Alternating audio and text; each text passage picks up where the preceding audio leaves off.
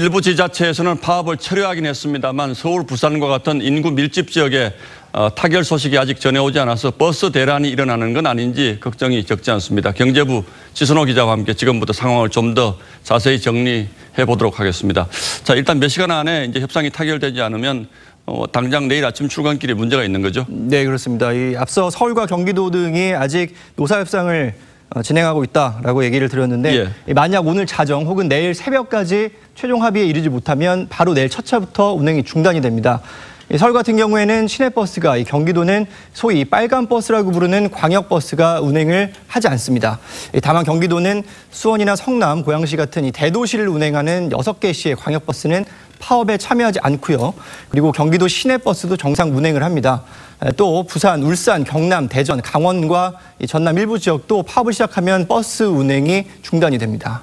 자, 그럼 내일 아침 이제 당장 버스 운행이 중단되면 시민들이 큰 혼란을 겪을 텐데 어떤 비상 대책들이 준비가 되어 있습니까? 네, 각 지자체별로 오늘 하루 종일 이 방안을 강구하느라고 좀 노력을 많이 했는데요. 보면은 우선 서울은 이 지하철로 시민들을 최대한 끌어들이겠다라는 계획을 갖고 있습니다.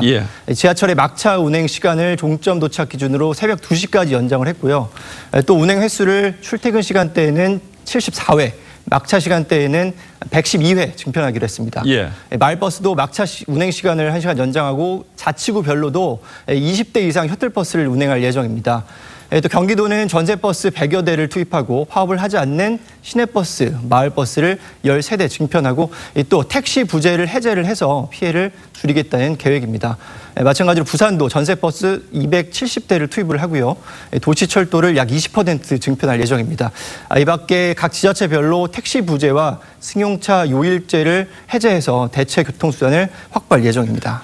예, 말씀하신 것처럼 일단은 이제 버스 같은 경우에는 전세버스 투입하는 게 가장 핵심적인 대책 같은데 전세버스가 온다고 하더라도 이게 어떤 노선으로 가는지 이제 평소에 타지 않잖아요, 이것을. 또 배차 간격은 어떻게 되는 건지, 얼마를 기다려야 하는지 이런 것들은 알기가 힘들어서 혼란이 좀 있겠죠? 네, 그 부분이 가장 중요할 것 같은데요. 당장 내일 아침 출근길부터 이 불편함이 생길 것이기 때문에 이 서울 같은 경우에는 조금 불편하더라도 이 지하철을 이용하는 것이 낫겠고요.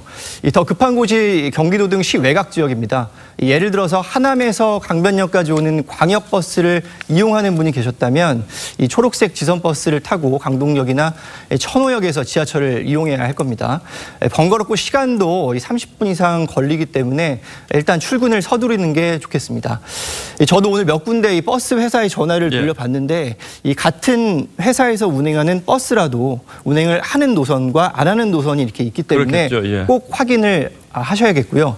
이 서울시와 경기도는 이 콜센터와 홈페이지 등을 통해서 이 대체 교통편을 알릴 계획을 갖고 있습니다. 그러니까 이제 서울시와 경기도 같은 경우에는 홈페이지를 보면 내가 가야 하는 곳에 어떤 대중교통편이 있는지가 자세히 안내가 되어 있긴 하다 이런 거죠.